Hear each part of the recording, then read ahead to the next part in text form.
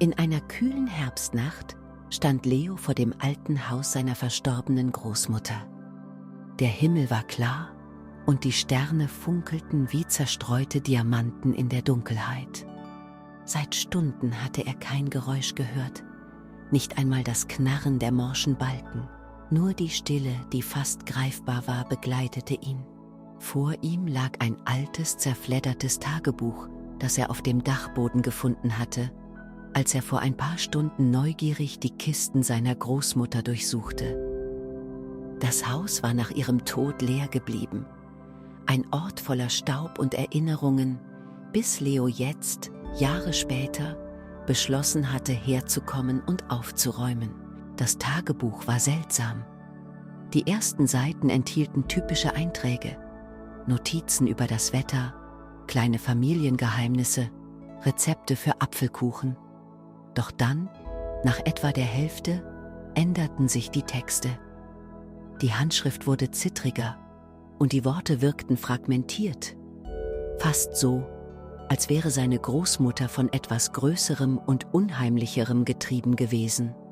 Die Welt ist eine Illusion, hatte sie auf einer Seite mit großen Buchstaben geschrieben, die sich fast in die vergilbten Seiten zu brennen schienen.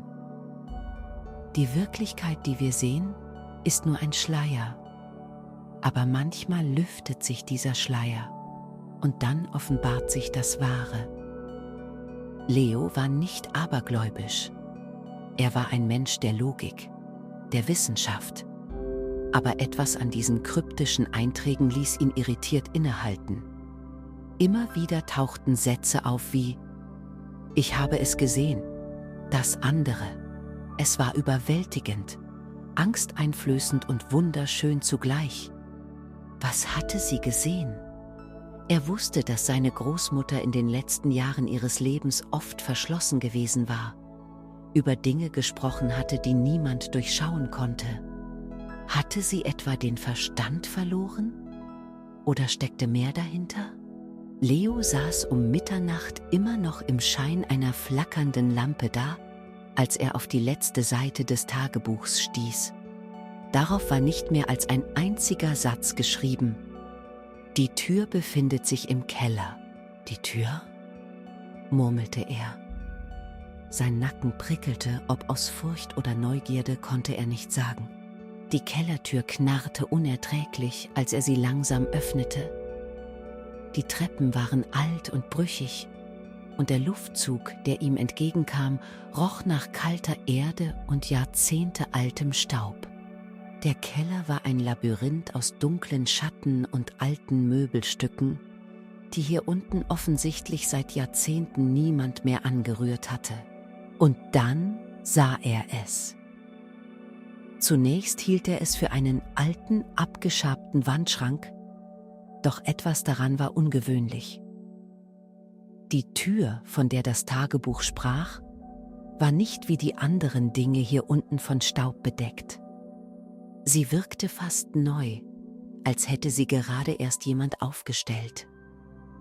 Aber seltsam war, es gab keinen Griff, keine Scharniere, nur eine glatte Fläche aus etwas, das wie metallischer Stein wirkte. Leo näherte sich vorsichtig. Sein Herz klopfte so laut, dass es das Rascheln seiner Schritte übertönte. Je näher er kam, desto intensiver wurde ein merkwürdiger, elektrischer Geruch, ähnlich wie die frische, klare Luft nach einem Gewitter. Es gab keine offensichtliche Möglichkeit, die Tür zu öffnen. Trotzdem fühlte er sich seltsam angezogen. Es war, als würde sie ihn rufen. Er legte zögernd die Hand auf die Oberfläche. Im gleichen Moment durchzog ein Blitz von Licht den Raum und die Tür begann zu pulsieren, als würde sie atmen. Es war ein Geräusch darin, wie ein tiefes Brummen, das irgendwo in seinem Kopf widerhallte. Ehe Leo reagieren konnte, schien die Tür sich aufzulösen und dahinter war nichts, was er verstehen konnte. Das, was sich hinter der Tür befand, war keine normale Welt. Es war keine physische Landschaft, sondern ein Raum aus geometrischen Formen. sich windenden Farben und seltsamen Lichtmustern, die sich unaufhörlich bewegten. Dreiecke drehten sich in der Leere, Kugeln flackerten und lösten sich auf, nur um an anderer Stelle wieder aufzutauchen. Es war wie ein ewiges Kaleidoskop, chaotisch und doch perfekt geordnet. Leo wollte schreien, doch stattdessen spürte er nur eine tiefe Stille in sich, als ob ihm der Atem geraubt worden war. Er wusste nicht, ob er sich bewegte oder ob sich die seltsame Szenerie um ihn herum bewegte. Und dann, aus dem Nichts, kam eine Stimme. »Du bist angekommen«, sagte sie. Es war nicht wirklich eine Stimme. Es war mehr ein Gedanke, der sich direkt in seinem Kopf formte. Fremd und doch seltsam vertraut. »Wo bin ich?«, dachte er, und sofort bekam er eine Antwort. »Du bist an der Grenze zwischen dem Physischen und dem Nicht-Physischen. Der Ort, an dem das, was ist, und das, was sein könnte, zusammenlaufen.« Die Worte hallten in seinem Kopf nach, aber sie schienen immer mehr Fragen hervorzurufen, als sie beantworteten. »Gibt es hier eine Wirklichkeit?«, fragte er unsicher. »Was nennst du Wirklichkeit?«, antwortete die Stimme beinahe amüsiert. »Das, was du mit deinen 5 Sinnen wahrnehmen kannst? Doch sie limitieren dich. Deine Sinne sind wie ein Schleier, der das Verstehen einschränkt. Was du Realität nennst, ist nur die Oberfläche eines viel tiefgreifenderen Seins.« Leo hielt inne. Seine Gedanken rasten. Wenn das hier die Wirklichkeit ist, was ist dann die Welt, aus der ich komme?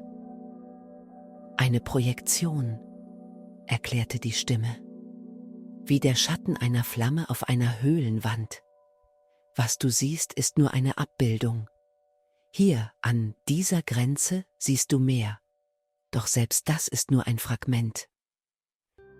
Leo begann, einen kalten Schauer an seinem Rücken zu spüren. Wenn Wirklichkeit nur eine Projektion ist, gibt es dann etwas, das wirklich real ist? Es dauerte lange, bis die Stimme antwortete. Es war, als würde sie darüber nachdenken oder ihn testen.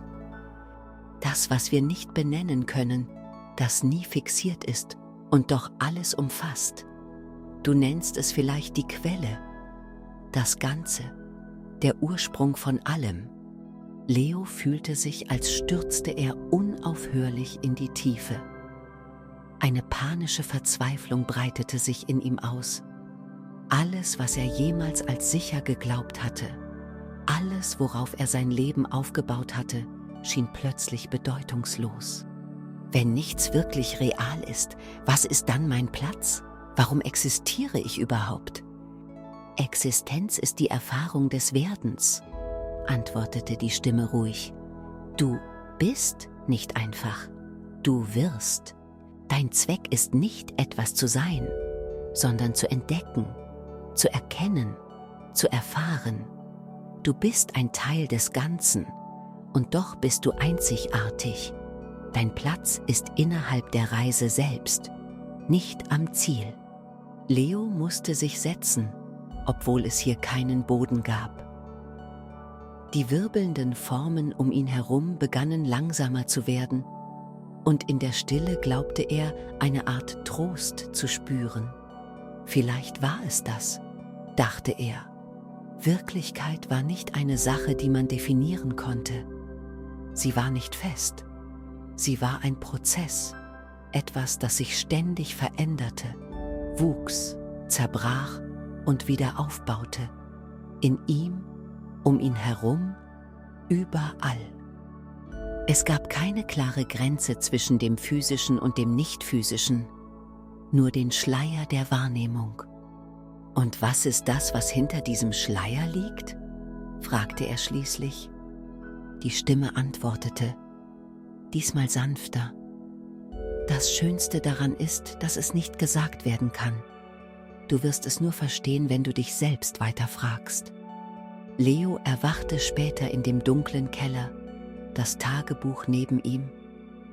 Die Tür war verschwunden und der Raum war furchtbar still. Für einen Moment fragte er sich, ob alles nur ein Traum gewesen war. Doch etwas in ihm hatte sich verändert. Für seine Fragen: Warum existiere ich?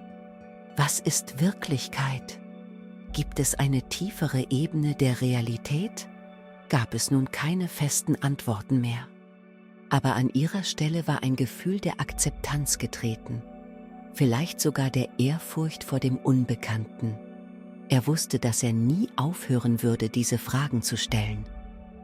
Doch vielleicht war es genau das, was die Natur der Existenz ausmachte. Nicht das Wissen, sondern die Suche danach. Als er das Haus verließ und zurück in die alltägliche Welt trat, sah er Dinge, die er vorher nicht gesehen hatte. Das Flimmern der Herbstblätter im Wind, das pulsierende Leben in einer Pfütze, der Klang seiner eigenen Schritte auf dem Kiesweg. Es war, als ob der Schleier sich ein kleines Stück gelüftet hätte, gerade genug, um ihn ahnen zu lassen, dass hinter der Welt, die er sah, eine viel tiefere Wirklichkeit lag. Und er lächelte, weil er nun die Worte seiner Großmutter in dem alten Tagebuch verstand.